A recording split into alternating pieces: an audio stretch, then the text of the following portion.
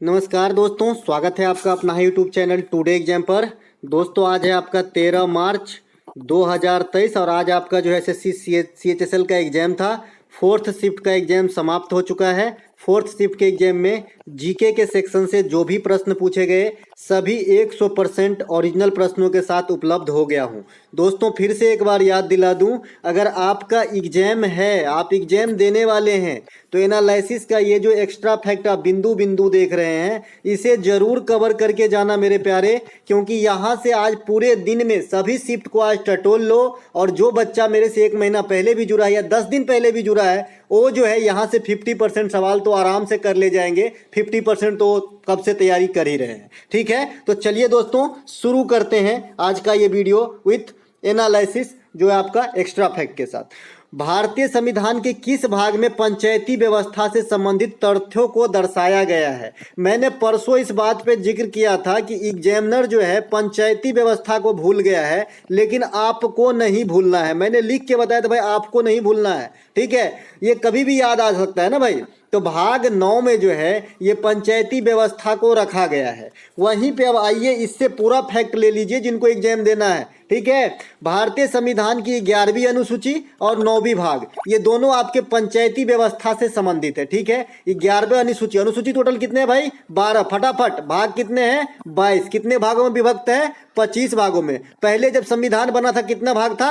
8 भाग था। ठीक है, ये तो हो गई पहली लाइन की जो है एक्स्ट्रा फैक्ट। दूसरी बात है, भारतीय पंचायती व्यवस्था की शुरुआत 1959 में राजस्थान के नागौर स्थित से होती है। नागौर एक जगह का नाम है राजस्थान में। नागौरी टी आपने सुना होगा, वहां का चाय बहुत फेमस है, मतलब बना हुआ चाय भाई, चाय पत्ती नहीं। ठीक है, तो यहीं से शुरुआत हुआ था। इसके अलावा अनुच्छेद 40, अनुच्छेद 243 ये पंचायती व्यवस्था से संबंधित है। अब अनुच्छेद 243 इकलौता नहीं है, इसमें ए से स्टार्ट करके GHI तक है। ठीक है, बहुत सारे आर्टिकल है 243 में, तो ये बात आपको ध्यान रखना है। इसमें अलग अलग बातें कही गई है कि किसमें पंचायती के चुनाव होगा, कार्यकाल क्या होगा, एज लिमिट क्या होगा, लेकिन 243 ओवरऑल कह देते हैं। ठीक है, इसके अलावा 11वीं अनुसूची में कितने मद को शामिल किया गया है या फिर कितने विषय को शामिल किया गया है, अगर आपसे कोई पूछ लेगा तो 29 विषय बता देना चुपके से। ठीक है, इसके अलावा अगला जो है अशोक मेहता समिति, बलवंत मेहता समिति, ये भी मेहता है, सादिक अली समिति, ये सभी समितियां जो है दोस्तों आपको पंचायती राज व्यवस्था से संबंधित है,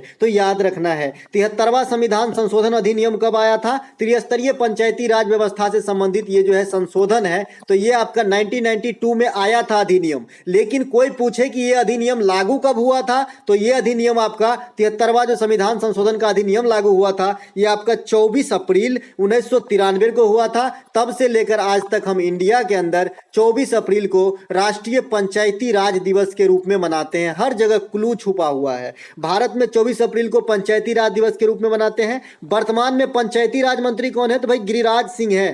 ठीक है, यह बात भी ध्यान रखना है, ग्रामीण पंचायती राज मंत्री। इसके अलावा पंचायत में सदस्यता के लिए न्यूनतम उम्र सीमा कितनी होती है? 21 वर्ष। लोकसभा में फटाफट बता दो 25 वर्ष। राज्यसभा में न्यूनतम उम्र सीमा फटाफट बता दो 30 वर्ष। है ना, टाइम नहीं है, बस छूट जाएगा, है ना। इसके अलावा पंचायत का कार्यकाल कितने वर्षों का होता है दादा? तो 5 वर्षों का। और जो पंचायत का जो चुनाव होता है ये इंपॉर्टेंट रहेगा। पंचायत का चुनाव कौन करवाता है? राज्य चुनाव आयोग, केंद्र चुनाव आयोग, है ना। तो राज्य चुनाव आयोग जो है पंचायत का चुनाव करवाता है। लेकिन अगर आपसे कोई पूछे भाई कि विधानसभा चुनाव कौन करवाता है, तो केंद्र चुनाव आयोग बताइएगा। ठीक है, ये राज्य चुनाव आयोग नहीं करवाता है। इसके अलावा जो आपका यहाँ पे और कुछ फैक्ट है नहीं। चलते हैं आगे। ठीक है, चुनाव आयोग से संबंधित आर्टिकल रख लो भाई, ये भी पूछा जा सकता है, जैसे आज पूछा गया था आपको, है ना। तो 324 आपका चुनाव आयोग से संबंधित आर्टिकल है। इसके अलावा एक प्रश्न पूछा गया, अमेरिकी ओपन 2022 के महिला विजेता कौन है? तो अभी परसों भी पूछा गया था, आज भी पूछा गया। पता नहीं एग्जामिनर कौन से नशा करते हैं भाई। तो ये एगा स्वीटेक जो है ये आपका अमेरिकी ओपन 2022 के जो है महिला में विजेता है, और अमेरिकी ओपन 2022 के पुरुष में जो विजेता है ये कार्लोस अल्कारेज है। कार्लोस अल्कारेज जो है ये आपके पुरुष के विजेता है, तो ये बात भी ध्यान रखना है। इसके अलावा जो ऑस्ट्रेलिया ओपन 2023 में पुरुष विजेता जो है ये नोवाक जोकोविच है। देखिए आपको सीएचएसएल के एग्जाम के लिए यूएसए ओपन और ऑस्ट्रेलिया ओपन 2023 याद रखना है, क्योंकि अक्टूबर नवंबर से लेके अब फरवरी तक का क्वेश्चन पूछ रहा है। ठीक है, इसके अलावा ऑस्ट्रेलिया ओपन 2023 के महिला में विजेता जो है ए सबलेंका है। इसके अलावा अमेरिकी ओपन, ऑस्ट्रेलिया ओपन, ये दोनों जो आपका टेनिस का महाकुंभ है, ये हार्ड कोर्ट में खेला जाता है, यानी कंक्रीट वाली कोर्ट में खेला जाता है, मैदान में भैया कोर्ट है ना। फ्रेंच ओपन जो है क्ले वाली कोर्ट में यानी मिट्टी के मैदान में, और विंबलडन जो है ये घास के मैदान में खेली जाने वाली प्रतियोगिता है। इसके अलावा शिक्षा के अधिकार को मौलिक अधिकार के रूप में किस अमेंडमेंट यानी संशोधन के द्वारा जो है अटैच किया गया था? तो 86वां संविधान संशोधन 2002 में है ना, शिक्षा को मौलिक अधिकार के रूप में चिन्हित किया गया कि 6 से 14 वर्ष तक के बच्चों को निःशुल्क शिक्षा दिया जाएगा, और इस प्रकार का प्रावधान जो है आर्टिकल 21 में इंक्लूड किया गया। ठीक है, जो संविधान संशोधन 104वां है ये आपका एंग्लो इंडियन से संबंधित है, जो प्रेसिडेंट लोकसभा में 1 और लोकसभा में 2 और गवर्नर जो है उस राज्य के विधानसभा में 1 डिप्यूट करते थे, तो ये सिस्टम खत्म हो गया है। इसके अलावा 104वां बता दिया, तो 103वां ले लीजिए, ईडब्ल्यूएस सेक्शन जब आप फॉर्म भरते हैं तो होता है ना, उससे संबंधित है। 102वां जो है ओबीसी के बात से संबंधित है। 101वां जो है जीएसटी से संबंधित है। 61वां जो है मतदान की उम्र से संबंधित है। 52वां दल बदल से संबंधित है ना। इसके अलावा और कौन सा इंपॉर्टेंट आर्टिकल जो आप संविधान संशोधन है जो आपको पढ़ना चाहिए? हाँ, 42वां जो है मौलिक कर्तव्य, धर्मनिरपेक्ष, अखंडता, समाजवादी, ये सब से संबंधित है, लघु संविधान कहा जाता है। 44वां जो है संपत्ति के अधिकार को धन के अधिकार से हटाने वाली जो है अमेंडमेंट है। यहाँ पे मैंने सब कुछ लिख दिया हूं जो मैं आपको मौखिक रूप से बताया। दोस्तों बहुत सारे चीज मौखिक रूप से बताते हैं, उन्हें भी सुन लिया कीजिए। ठीक है, मैं आपकी भलाई के लिए ही बात कर रहा हूं, मैं आपका बिल्कुल टाइम किल नहीं करना चाहता, और मैं बिल्कुल नहीं चाहता है कि आपको जो है बरगलाया जाए, है ना। मैं पूरा रामायण पढ़ा के आपको जो है थोड़ा सा जो है समुद्र मंथन के जैसे मतलब अमृत नहीं दूंगा। मैं जो भी दूंगा ना सब अमृत ही है ना। इसके अलावा संविधान में मौलिक कर्तव्य जोड़ा गया था 42वां संविधान सन 1976 में। अगर पूछे ये किस समिति की अनुशंसा पे, तो स्वर्ण सिंह के समिति की अनुशंसा पे। कितने मौलिक कर्तव्य जोड़े गए? 10। कहाँ रखे गए थे? आर्टिकल 51 के ए में किस भाग में? 4 के ए में। लेकिन वर्तमान में कितने मौलिक कर्तव्य हैं? 11 है। किस देश के संविधान से लिया गया है? रूस के संविधान से लिया गया है। इसके अलावा संपत्ति के अधिकार को 44वें संविधान संशोधन 1978 के द्वारा हटाया गया, लेकिन हटा के क्या हटा दिया गया? डिलीट कर दिया गया? नहीं भैया, डिलीट नहीं किया गया। इसे आर्टिकल 300 के ए में एज कानूनी अधिकार या फिर विधिक अधिकार के रूप में जो है रखा गया है। 52वां संविधान संशोधन परसों पूछा गया कि दल बदल अनुसूची किस अनुसूची में है, तो 10वीं अनुसूची में है। 52वां संविधान संशोधन 3 मार्च 1985 को होता है और ये दल बदल अधिनियम से संबंधित है। इसके अलावा संविधान संशोधन की जो प्रक्रिया है ये आपका दक्षिण अफ्रीका के संविधान से लिया गया है, जो आर्टिकल 368 कवर करते हैं। इसके अलावा चौथा खेलो इंडिया यूथ गेम का आयोजन किस राज्य में हुआ? फर्स्ट, सेकंड, थर्ड शिफ्ट में नहीं, सेकंड शिफ्ट में पूछा गया था और फिर से पूछा गया। तो हरियाणा पंचकुला में खेलो इंडिया यूथ गेम की शुरुआत 2018 नई दिल्ली में शुरुआती संस्करण हुआ था। चौथा खेलो इंडिया यूथ गेम का शुभंकर जया और विजय था, जिसमें जया जो है दोस्तों आपका काला हिरन है ना, और जो विजय है इसका नाम बाघ के नाम पे, जो बाघ का नाम दिया गया था विजय दिया गया था। इसके अलावा इस खेलो इंडिया यूथ गेम में भारत को 5 पारंपरिक खेल को शामिल किया गया था। यह भी क्वेश्चन पूछा गया है कि खेलो इंडिया यूथ गेम में भारत ने कितने पारंपरिक खेलों को शामिल किया, तो 5, जैसे आपका योगासन वगैरह है ना, इस प्रकार से। 36वें राष्ट्रीय खेल का आयोजन गुजरात में हुआ था।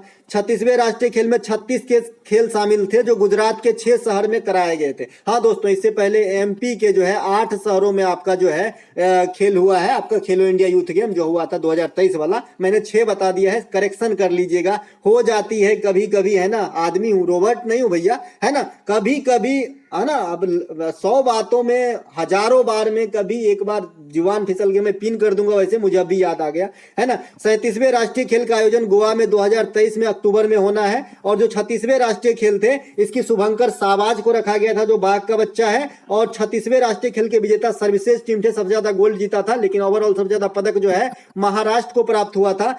इसके अलावा रणजी ट्रॉफी के विजेता जो है आपका एमपी है, महाराष्ट्र को हरा के। तो ये सभी बात को ध्यान रखेंगे। इसके अलावा अल नीनो गर्म जलधारा किस देश के समीप आता है? अगर आपको याद हो भैया कि ला नीनो और अल नीनो, मैंने दोनों पढ़ाया है एमटीएस के प्रैक्टिस सेट में। इतना तक पढ़ाया है। किस महासागर की उपज है? तो प्रशांत महासागर की उपज है। मैंने ये भी बताया भैया कि ये क्या पूरे महासागर में आता है? अगर पूरे महासागर में आ जाए तो पूरी मछलियां मर जाएगा, क्योंकि ला नीनो बहुत गर्म कर देता है जल को, और अल नीनो जो है जमा देता है पानी को। तो क्या होगा? तो प्रशांत महासागर तो आप जानते ही दुनिया का कितना % भाग घेरता है। तो अगर पूरा ही गर्म हो जाए या पूरा ही ठंडा हो जाए तो प्रलय आ जाएगा। तो ये किसी खास रीजन में आता है। ये आपका दक्षिण अमेरिकी बेल्ट में आता है। पेरू और इक्वाडोर के समीप आता है। तो यहाँ पे राइट आंसर पेरू और इक्वाडोर होता है देश के नाम से। ठीक है, अगर आपको पूछे कि कौन से बेल्ट में आते हैं तो दक्षिण अमेरिकी बेल्ट में आते हैं। ठीक है, अल नीनो क्या होता है? जल को गर्म कर देता है जरूरत से ज्यादा। ला नीनो क्या होता है?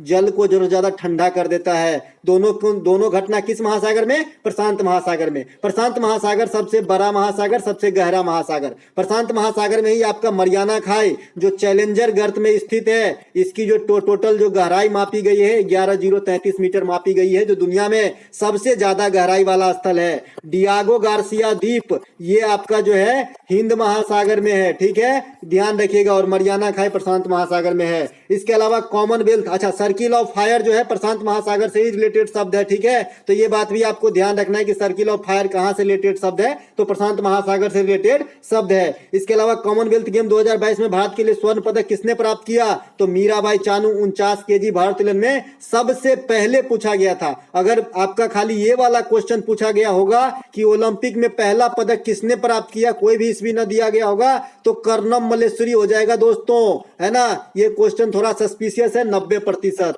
है ना। इसके अलावा भारत ने जो कॉमनवेल्थ 2022 बर्मिंघम में हुआ, सबसे पहले तो ये जानिए बर्मिंघम में हुआ, और कितनावा नंबर का था? तो 22वां नंबर का था।